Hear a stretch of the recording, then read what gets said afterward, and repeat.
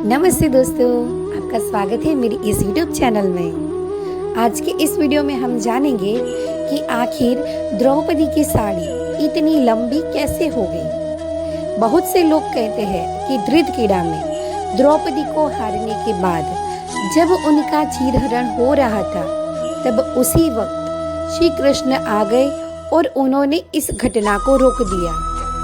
महाभारत में धृतक्रीड़ा के समय युधिष्ठिर ने द्रौपदी को दांव पर लगा दिया और दुर्योधन की ओर से मामा शकुनी ने द्रौपदी को जीत लिया। उस समय दुशासन द्रौपदी को बालों से पकड़कर घसीटते हुए सभा में ले आया। जब वहां द्रौपदी का अपमान हो रहा था तब वहां भीष्म पितामह, द्रोणाचार्य और विदुर जैसे न्यायकर्ता और महान लोग भी बैठे थे, लेकिन वहां मौजूद सभी बड़े दिग्गज मुंह झुकाए बैठ रह गए। इन सभी को उनके मौन रहने का दंड भी मिला। लेकिन सवाल यह उठता है कि आखिर द्रौपदी की साड़ी इतनी लंबी कैसे हो गई कि उसे खींचते खींचते दुशासन हार गए। देखते ही देखते दुर्योधन के आदेश पर दुशासन ने पूरी सभा के सामने ही द्रौपदी की साड़ी उतारना शुरू कर दिया। सभी मौन थे। पांडव भी द्रौपदी की लाज बचाने में असमर्थ हो गए।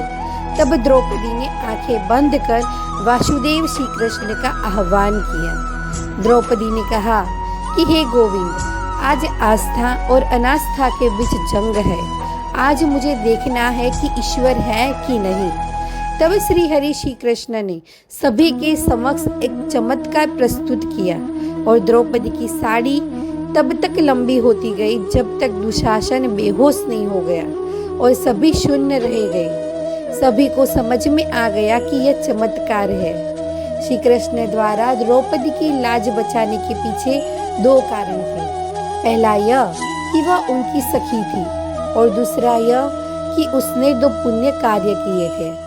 पहला पुण्य कार्य, वह पुण्य कर्म यह था कि एक बार द्रौपदी गंगा में स्नान कर रही थी। उसी समय एक साधु वहां स्नान करने आया।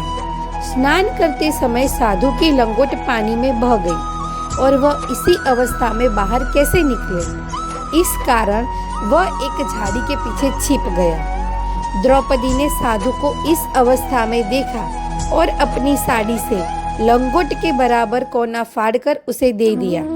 साधु ने प्रसन्न होकर द्रौपदी को आशीर्वाद दिया। दूसरा पुण्य कार्य, एक अन्य कथा के अनुसार जब श्री कृष्ण द्वारा सुदर्शन चक्र से शिशुपाल का वध किया गया, उस समय श्री कृष्ण की उंगली भी कट गई थी। उंगली कटने पर श्री कृष्ण का रक्त बहने लगा। तब द्रौपदी ने अपनी साड़ी फाड़कर श्री कृष्ण की उंगली पर बांध दी। इस कर्म के बदले श्री कृष्ण ने द्रौपदी को आशीर्वाद देकर कहा था कि एक दिन अवश्य तुम्हारी साड़ी की कीमत मैं अदा करूंगा। इन कर्मों की वजह से श्री कृष्ण ने द्रौपदी की साड़ी को इस पुण्य के बदले ब्याज सहित इतना बढ़ाकर लौटा दिया और द्रौपदी की लाज बच गई। जय श्री कृष्ण। तो दोस्तों, कैसा लगा आपको हमारा ये वीडियो? अगर अच्छा लगा तो वीडियो को लाइक करिए और चैनल को सब्सक्राइब करिए।